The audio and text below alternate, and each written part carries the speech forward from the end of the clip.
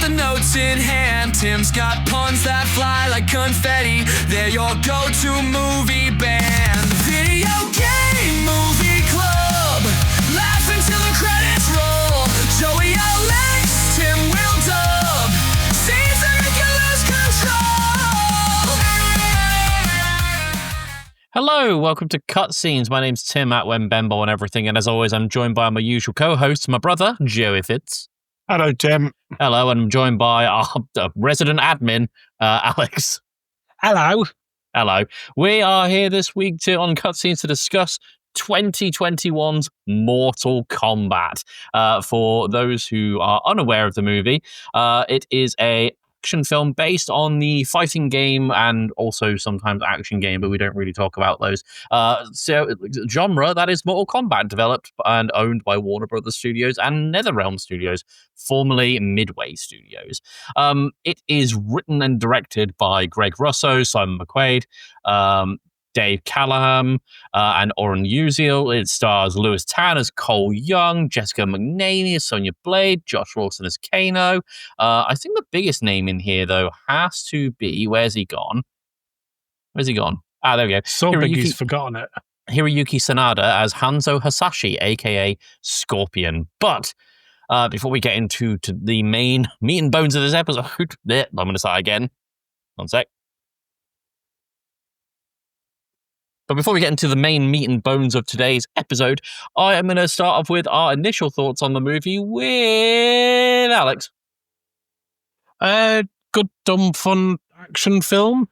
If you don't take the plot too seriously and ignore some of the shoehorned Mortal Kombat references, it's a fun little time. It's a proper turn your brain off movie. Yeah. Okay. Yeah. Joey?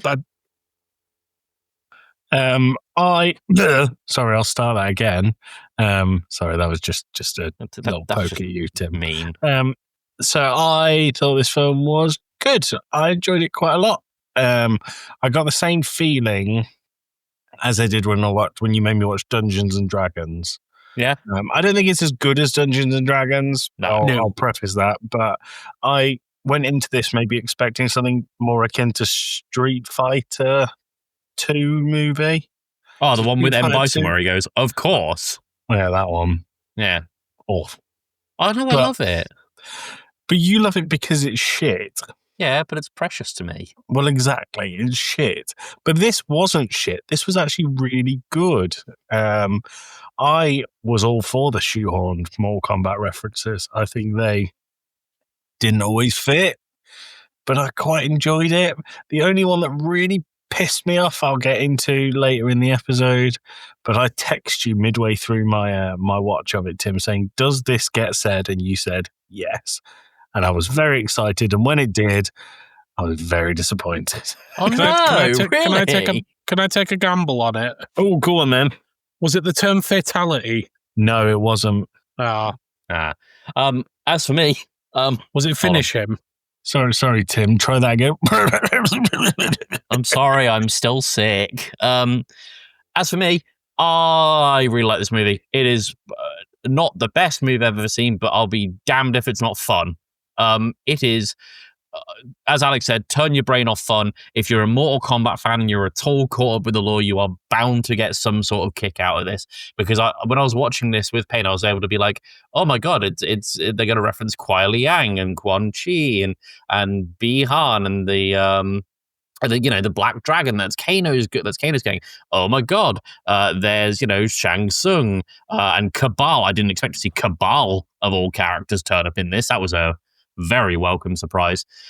We do love Cabal. Oh, Cabal is sick. He's just a snarky, very fast dude.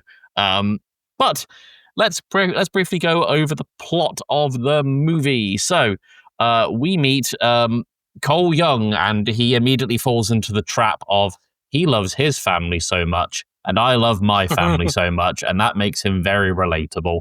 But he is essentially a failed MMA fighter. He is fighting in the back streets and rough alleys and dodgy back-end dealings and fake boxing rings of Boston, I think. Something like that. Yeah. And he is approached by Jax, played by McKade Brooks. And he said, it's really cool that you're a failed MMA boxer. See you around. And then Cole Young and his family go out and get burgers at what looks like a branch of the Bear's restaurant. So at that point, Sub-Zero... Oh, wait, no, there's a whole thing I've missed right at the beginning of the film. You mean like the beginning of the first 15 minutes of the film? Yeah, so it's we're in old-time Japan. And I don't mean like ragtime, I'm talking like samurai era. You mean feudal Japan? Thank you, that's the word. And we see a calm Japanese village and a man go and get water from a well when suddenly ice ninjas attack. And it turns out it's Sub-Zero, a.k.a. Bihan, and his clan, the Lin Kuei, looking for one particular man, a Hanzo Hasashi, who is our man who's gone to go and get the water. The entirety of the village is killed, including Hanzo Hasashi's wife and children, aside from the one that she hid in the floorboards of their house.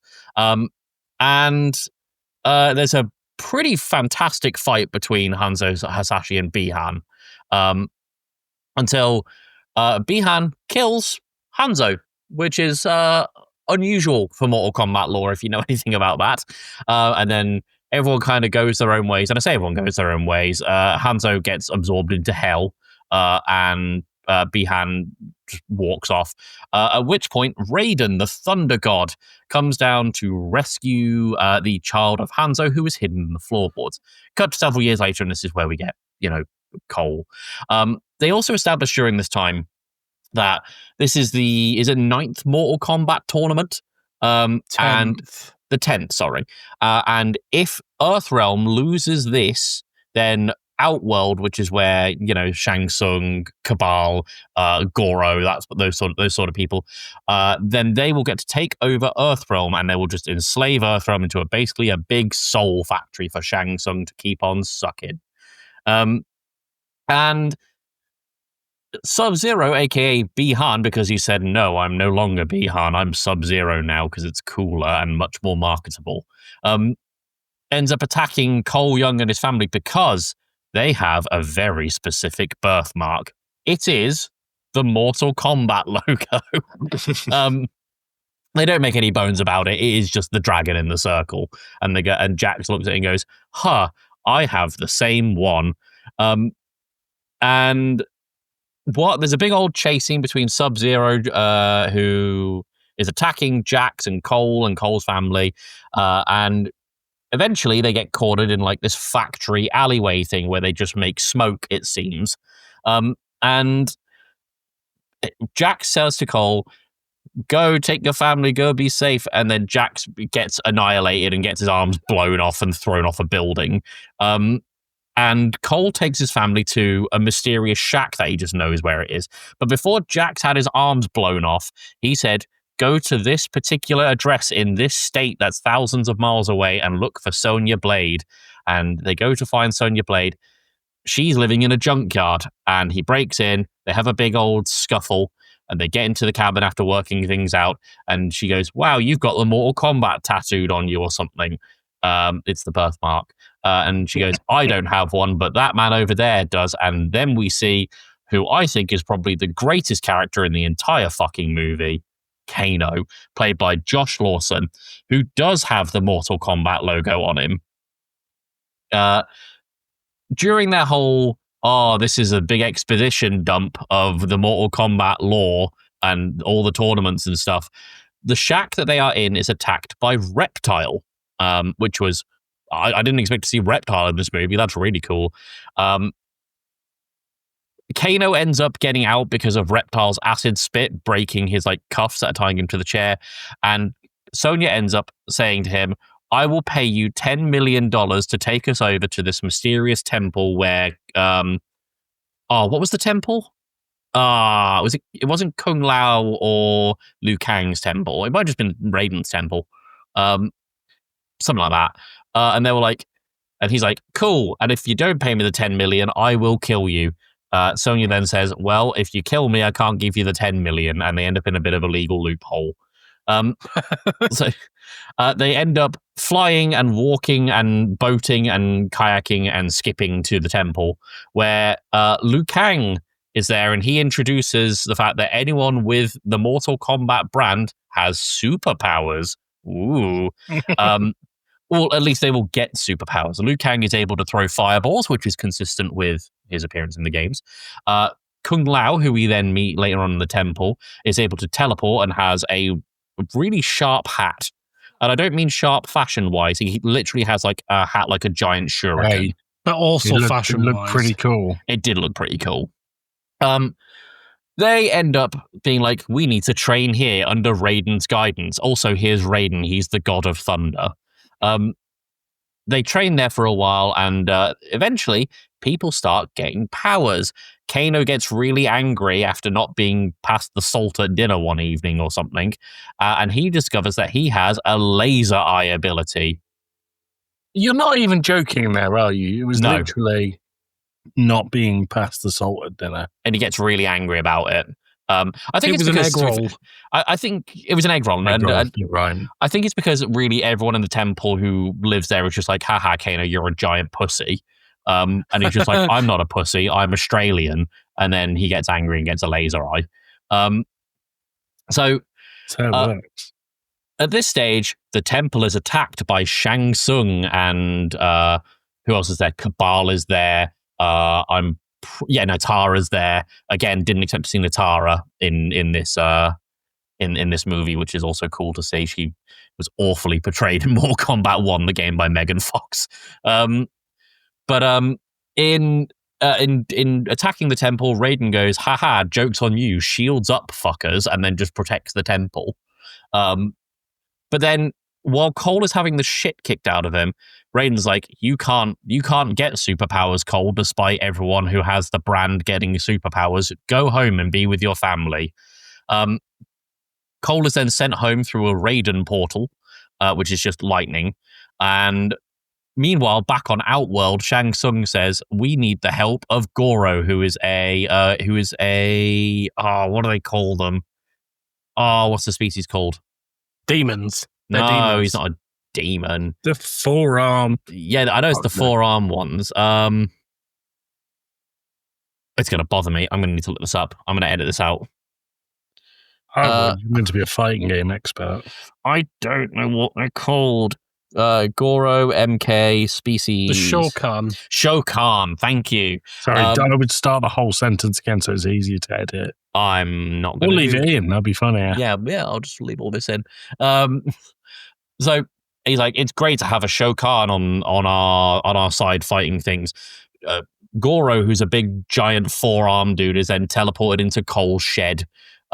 And they have a fight, and Goro is about to kill Cole's daughter and wife, and because he loves his family so much, his powers awaken and he gets a fancy shirt, which basically makes him invulnerable. And he also gets those like wooden pole martial art things. I forget what they're called. Wooden pole martial art things, obviously. You know the ones. They kind of go up the length of the forearm, and they're like. Well, I know what they are because I watched the film, but the listener won't. Which one of the Ninja Turtles has them, Tim? Not Donatello. Just guess one of the Ninja Raphael, Turtles. sure. Yeah. Cool. And then I guess Raiden somehow knows that he got his powers because the lightning portal just comes back, and then there's another fight with the people from Outworld. Natara gets fucking annihilated by Kung Lao. Is that where she got chopped in half? Gets cut in half by the spinning hat, which is a reference to MK9. Best moment of the film. Oh, it's phenomenal. Then they train some more, and Kano has betrayed the gang because he put the shields down that Raiden put up earlier. So Cabal and Sonya Blade have a big fight, and while Cabal is distracted by Natara getting cut in two, Sonya ends up killing Cabal, I think. So she gets his Mortal Kombat brand thing, so now she has powers which are like sonic booms. They then just go around the world fighting people that are on Outworld side until they get to Sub-Zero, who has left a mysterious ransom note, which is basically, I have your wife and daughter, I will kill you, but written in frost. So he ends up going back to the old MMA ring where he was a bad MMA fighter to fight Sub-Zero. But then, while he's getting his ass kicked and he's about to be killed, a spear goes through Sub-Zero's hand. Da da da da! It's Hanzo Hasashi, now known as Scorpion, and he does the "Get over here" line. Joey, this is the part you were disappointed in. Incredibly disappointed with. I thought it was great. Scorpion speaks nothing but Japanese the whole time Yeah, until he goes, "Get over here," in a different voice to his own. that's Ed Boon, the creator of Mortal Kombat. That's fucking stupid. That's how it's always been in the games. Well, disappointing. They have a pretty great fight between Cole Young and Scorpion versus Sub-Zero, and then Sub-Zero hit Rey Mysterio. Here we go. I forget, does he get killed or does he just like bugger off? No, he's left unconscious in the ring, isn't he? Which sets up for a sequel. No, he gets burnt by the hellfire. Oh yes, He gets hellfired by Scorpion. Yeah, Scorpion kills him in another MK9 reference. Scorpion takes his mask off and goes all over him. I watched this film about 3 weeks ago and I can't remember half of what you just said. Yeah. And then Cole Young goes back to his family, but then there's a teaser for the second movie where he goes, "I'm quitting AMA. I'm done for good. I'm going to Hollywood." Hold on, sorry. Sorry, Tim, you are so internet.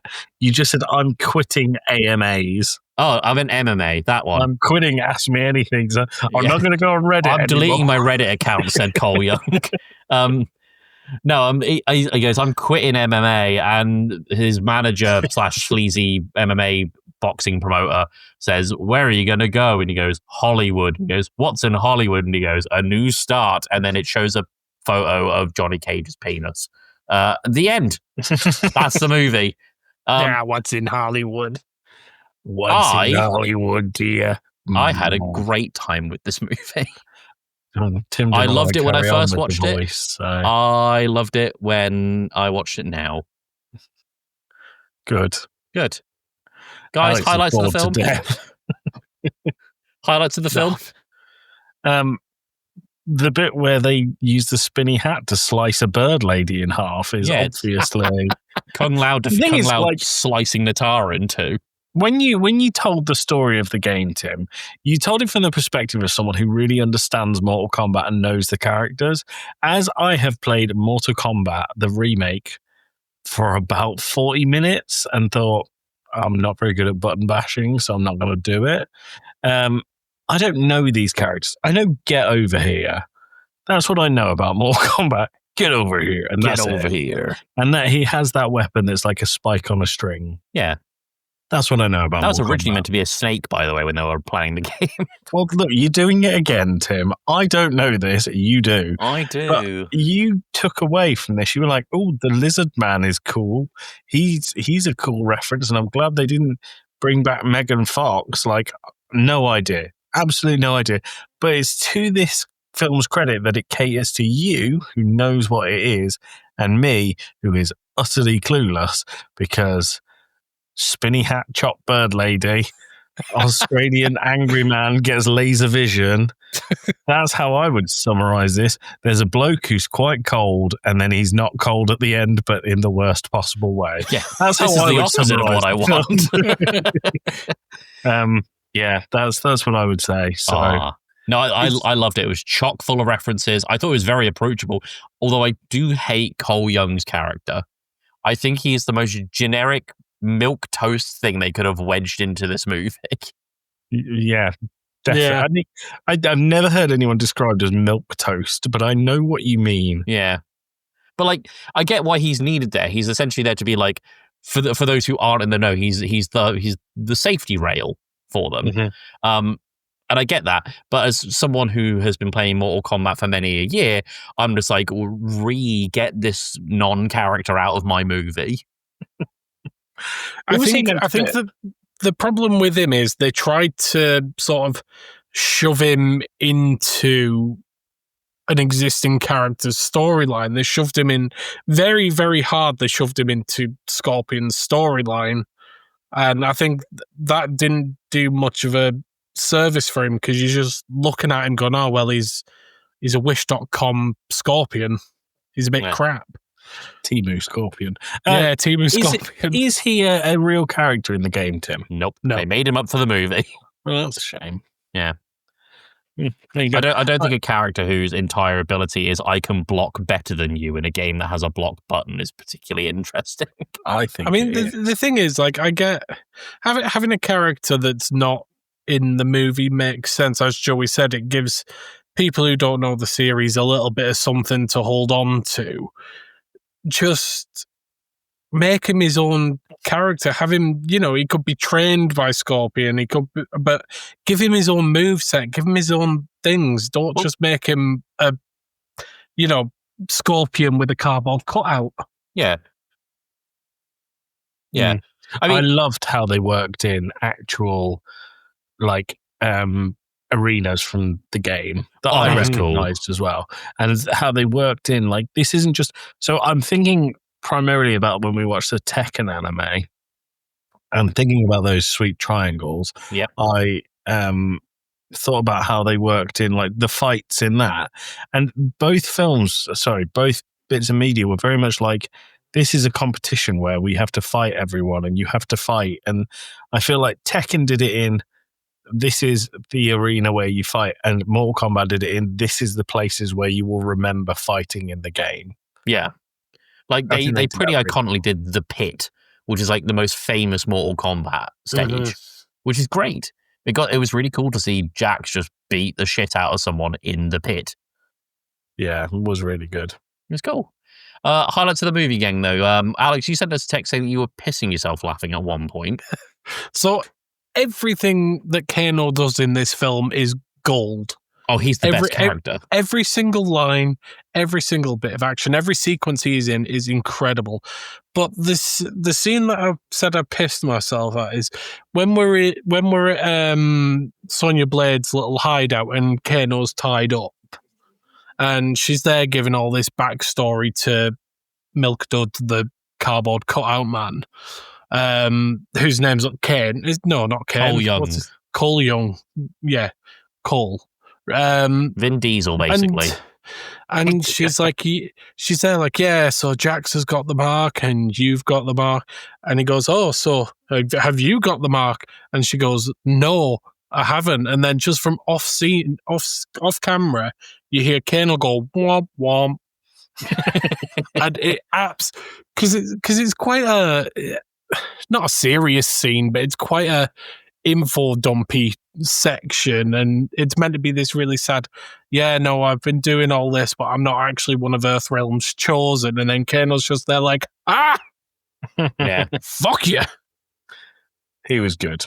And his excessive use of the C-bomb as well. Oh, yes, phenomenal. Didn't expect it. Glad we got it. Very glad we got it. Favorite character? I mean, obviously, Kano is up there. As someone who has played a lot of Mortal Kombat, it was cool to see. I mean, we're obviously going to get Sub-Zero and Scorpion. That's a given. Yeah.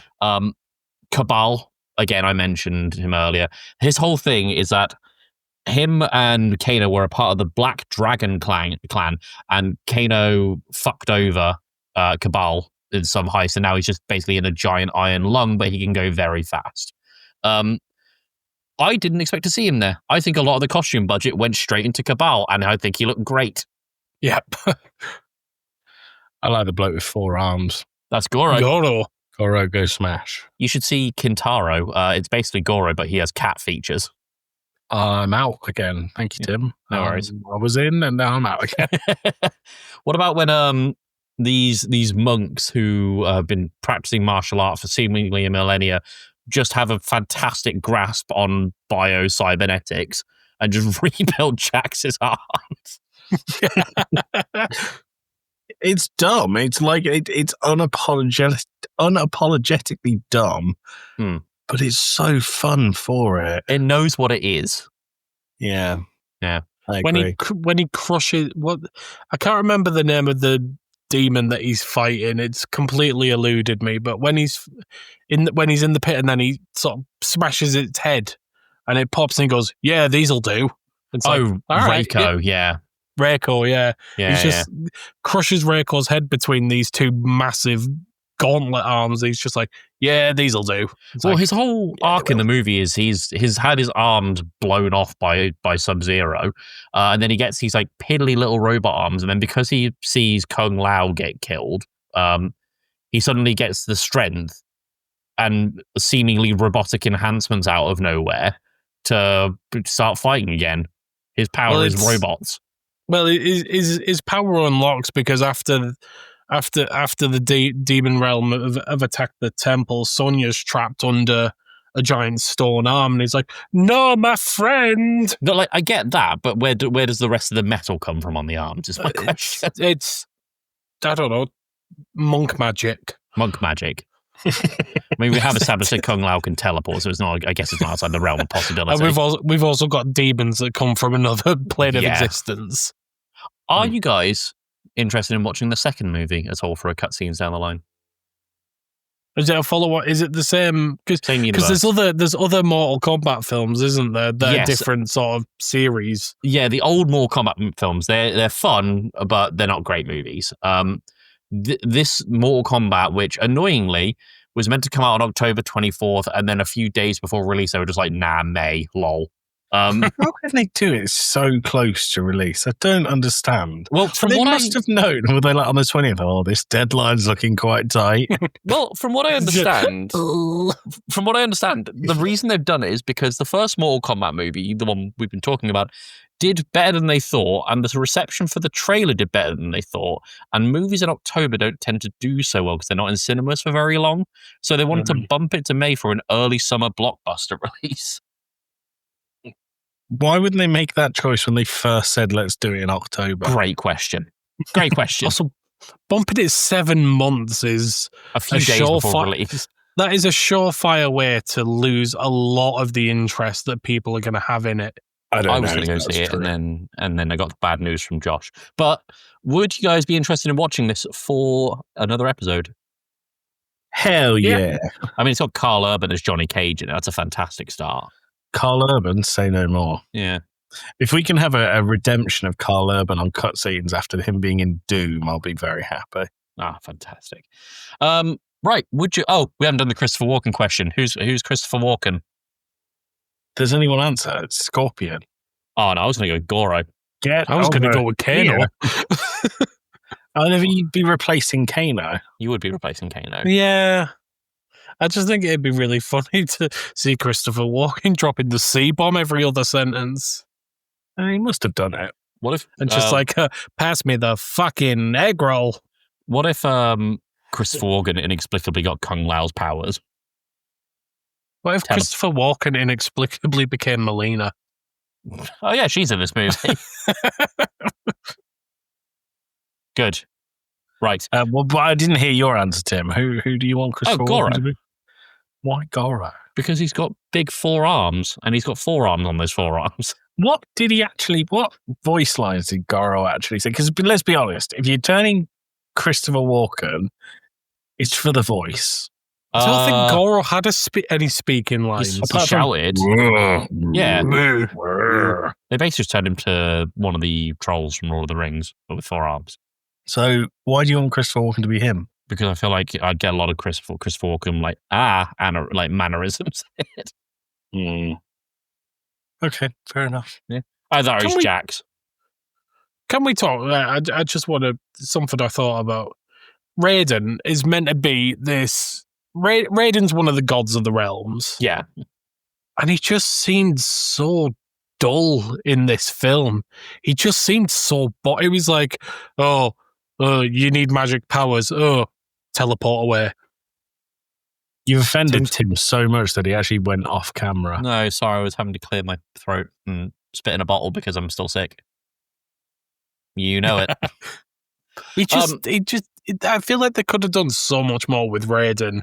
I mean, I thought it was cool for him to do like the kind of non-caring, omnipotent god of just being like, if you're not going to be of any use to me, get the fuck out.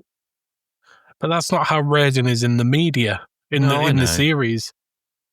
No, Raiden makes some very dumb choices in the game. And he seemed so boring compared to Shang Tsung. Yeah, but Shang Tsung's a villain. We've always said that villains are far more interesting. Yeah, but I don't know. It just feels like in a lot of the games, those two have always been quite, because they're both the gods of their realms. They've been quite big. Oh no, hang on. Shang Tsung ain't a god. He's just a sorcerer. Ah, well, that's God in demon speak. Is it? Yeah, why not? Good. All right, cool. I just feel like they could have done more with Raiden because he is quite a pivotal character in the games. Hold on, he does shields up and then sits down again. Exactly. Would you guys recommend this movie? Yeah. Wholeheartedly. Wholeheartedly? Yeah. Good. I would too. Good. I forget how we do George, these episodes, so I think I'm just going to wrap it up there. hold on, Tim. Yeah. Well, he didn't hate it. There you Good. go. None of us hated it. There you go. Good. Right. Well, thank you for joining us on Cutscenes this time for our little amble on Mortal Kombat 2021. Are we announcing the next one or no? No. No. All right. Well, join us We for recorded next week's episode and I said it's a secret. Yep. But it's bad. Please know it's bad because they're more funny when we're bad than they're bad. Yeah. I do enjoy the terrible ones. Good. In the meantime, we've got Death Stranding coming out next week, Genesis Noir. After that, Thanks I Hate It, and then a BAP, and then a mystery cutscenes, it seems. Ooh. Ooh. Ooh. Right. Thanks for joining us, everyone. We will see you all next. God damn it. See. Great. Now I have to leave the coffin because you guys are making fun of me for it. We'll see you guys next time. Bye. Joey got the popcorn ready. Alex got the notes in hand. Tim's got puns that fly like confetti. They're your go-to movie band. Video game movie club. Laugh until the credits roll. Joey Alex, Tim will dub. Scenes that make you lose